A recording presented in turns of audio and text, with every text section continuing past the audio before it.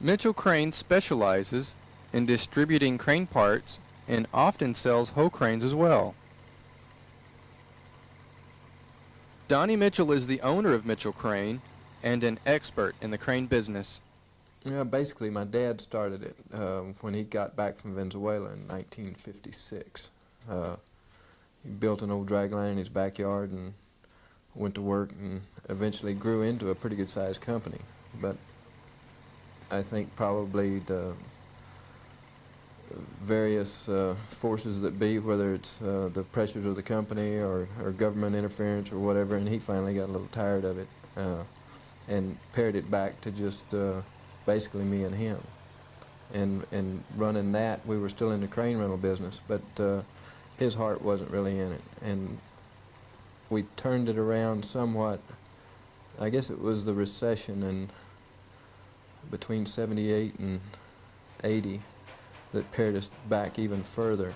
Crane prices were low and things were just difficult. And here again, it was an interim period for the company because he wasn't really wanting to get any bigger, and here I was, and I did want to grow or do something. And so we started with the junk end of it, for lack of a better word, basically taking machines or cranes that I couldn't sell because the market wasn't there. And somebody called me and needed a big part off a crane. And I thought about it for just a little bit. I said, wait a minute, I can sell that part, and that's about half of what I was asking for the whole crane.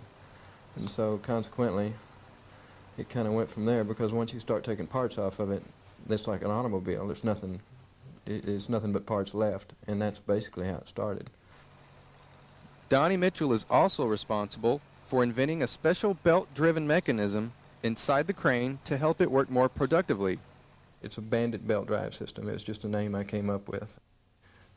It denotes a band, I guess. And the belt drive system is a system that takes the place of a normal drive system. As you can well imagine, on a crane, things like a car, the same thing will break every time.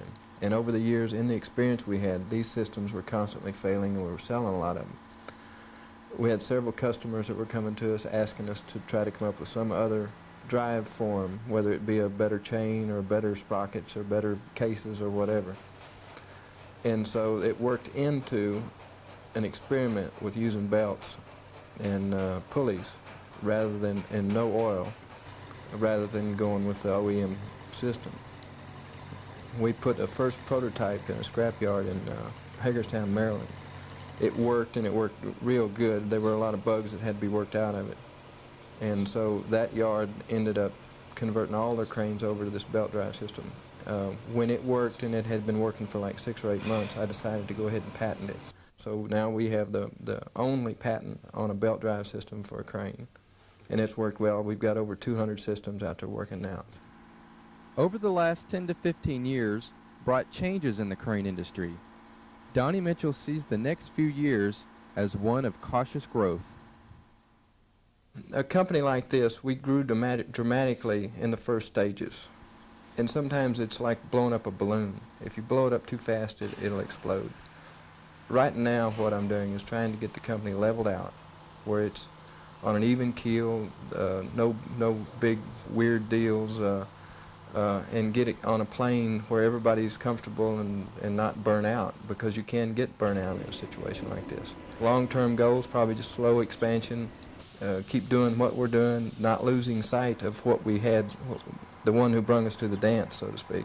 Because if we ever say, well, we're not going to sell junk anymore, that won't work. So it's always got to be, there's always got to be that, that connection.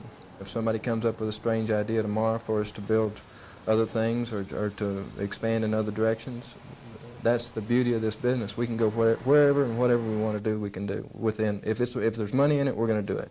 From every perspective, the crane business is definitely booming. Reporting for Focal Point Video Magazine, this is Robin Ubias.